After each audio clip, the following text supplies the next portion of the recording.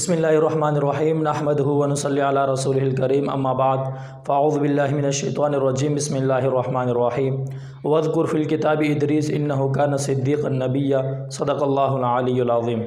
ناظرین، حضرت ادریس علیہ السلام کس شہر میں پیدا ہوئے اور پھر اللہ رب العزت کی طرف سے انہوں نے کس ملک کی طرف ہجرت کی، یہ سب ہم جانیں گے قرآنی جغرافیہ کی اس سیریز میں۔ میں ہوں ابو عبید حمید الپاکستانی اور آپ دیکھ رہے ہیں قرآنی جغرافیہ سیریز کی دوسری قسط حضرت ادریس علیہ السلام۔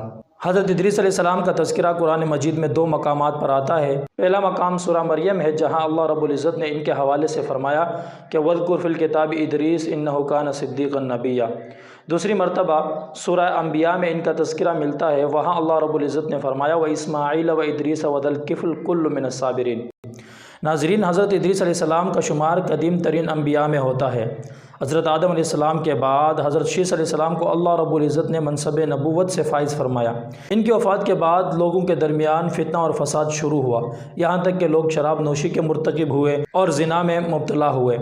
اس پر اللہ رب العزت نے عراق کے شہر بابل میں حضرت ادریس علیہ السلام کو پیدا فرمایا، اور اسی شہر میں اللہ رب العزت نے انہیں مبعوث فرمایا۔ انہوں نے اپنے قوم کو اللہ کے بتلائے ہوئے رستے کی طرف دعوت دی، دین کی دعوت دی۔ عرصہ دراز تک دعوت دینے کے بعد چند ہی لوگ ان کے پیروکار بنے، چند ہی لوگوں نے ان کی فرمانبرداری کی، اکثر لوگوں نے ان کی نافرمانی کی، اور ان نافرمان لوگوں نے حضرت ادریس علیہ السلام کو تکلیفیں پہنچانا شروع کی۔ اس پر اللہ رب العزت نے حضرت ادریس علیہ السلام کو وہاں سے مصر کی طرف ہجرت کرنے کا حکم دیا۔ حضرت ادریس علیہ السلام نے اپنے پیروکاروں سے کہا کہ اللہ رب العزت نے اب ہمیں یہاں سے ہجرت کرنے کا حکم دیا ہے، تو اس پر ان کے پیروکاروں نے کچھ تشویش ظاہر کی۔ وہ یہ کہ بابل شہر چونکہ دریائے فرات اور دریائے دجلہ کے کنارے پر واقع ایک خوبصورت اور سرسبز و شاداب شہر تھا۔ انہوں نے سوچا اگر ہم ہجرت کر لیں، اس کے بعد اس طرح کا خوبصورت شہر ہمیں نصیب ہو یا نہ ہو، تو اس پر حضرت ادریس علیہ السلام نے ان سے کہا کہ یہ ہجرت کی مشقت تم اللہ رب العزت کے لیے اٹھا رہے ہو، اور یقیناً اللہ رب العزت تمہیں اس کا نعم البدل عطا کرے گا۔ پھر اس پر وہ لوگ حضرت ادریس علیہ السلام کے ساتھ ہجرت کے لیے تیار ہوئے، اور حضرت ادریس علیہ السلام ان کو لے کر مصر کی طرف چل دیے، اور مصر میں دریائے نیل کے کنارے یہ لوگ آباد ہوئے۔ اور جب یہاں پر پہنچے تو حضرت ادریس علیہ السلام نے ان سے کہا اے بابلیون، دیکھو میں نے تمہیں نہیں کہا تھا کہ اللہ رب العزت اس سے اچھا شہر تمہیں نصیب کرے گا؟ اور واقعتاً دریائے نیل کا کنارہ بابل شہر سے کہیں زیادہ خوبصورت اور سرسبز و شاداب تھا۔ اس کے بعد حضرت ادریس علیہ السلام نے وہاں بابلیون شہر آباد کیا، اور حضرت ادریس علیہ السلام کے پیروکار وہیں رہنے لگے۔ ان کے درمیان حضرت ادریس علیہ السلام درس و تدریس دیا کرتے تھے، اور حضرت ادریس علیہ السلام ہی پہلے وہ شخص ہے جنہوں نے قلم کے ذریعے لکھنا سکھایا۔ حضرت ادریس علیہ السلام کو اللہ رب العزت نے علم فلکیات، علم حساب، علم حیت، علم نجوم معجزتاً عطا کیے تھے، اور علم فلکیات اور علم حساب میں تو انتہا درجے کے ماہر تھے، اور یہی پہلے وہ شخص ہے جنہوں نے لوگوں کو کپڑا سلائی کرنا سکھایا۔ اب تک لوگ جانوروں کی کھالیں اپنے اوپر اوڑھتے اور لیتے تھے، انہوں نے ہی سب سے پہلے انہیں کھالوں سے کپڑا بنانا اور اس کو سلائی کرنا سکھایا۔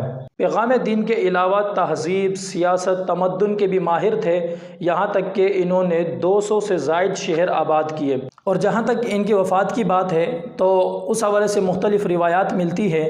بعض نے کہا ہے کہ اللہ رب العزت نے انہیں زندہ آسمانوں پر اٹھا لیا، جس طرح حضرت عیسیٰ علیہ السلام کو زندہ آسمانوں پر اٹھا لیا تھا، اور اب بھی وہ آسمانوں میں زندہ ہے۔ بعض نے کہا کہ حضرت ادریس علیہ السلام کو اللہ رب العزت نے آسمانوں پر اٹھا لیا تھا زندہ، لیکن پھر چوتھے آسمان میں حضرت اسرائیل علیہ السلام نے ان کی روح قبض کی تھی۔ تیسرا اور راجح قول یہ ہے کہ حضرت ادریس علیہ السلام کو اللہ رب العزت نے اس دنیا میں ہی وفات دی تھی، اور شب معراج کے موقع پر آپ صلی اللہ علیہ وسلم کی ان سے ملاقات چوتھے آسمان میں ثابت ہے۔ ناظرین، آج کا ہمارا موضوع اپنے اختتام کو پہنچا۔ قرآنی جغرافیہ سے ہمارا اصل مقصد تو یہ ہے کہ ہم ان جگہوں کی نشاندہی کریں جہاں پر انبیاء کرام پیدا ہوئے، اور جہاں انبیاء کرام کو مبعوث فرمایا، اور وہ علاقے جہاں انبیاء کرام نے ہجرت کی، اور اس کے ساتھ ساتھ وہ جگہ جہاں انبیاء کرام نے جنگیں لڑی۔ اصل تو جغرافیہ قرآن سے ہمارا یہی مقصد ہے، لیکن اس کے ضمن میں ہم مختصراً تعارف بھی انبیاء کرام کا کرا دیتے ہیں۔ جہاں تک تفصیلی واقعات کی بات ہے تو وہ تفصیلی واقعات آپ ان کے لیے تاریخ کی بڑی بڑی کتابوں کی طرف رجوع کر سکتے ہیں۔ انشاءاللہ پھر ملاقات کریں گے اگلی قسط میں، تب تک کے لیے اللہ حافظ۔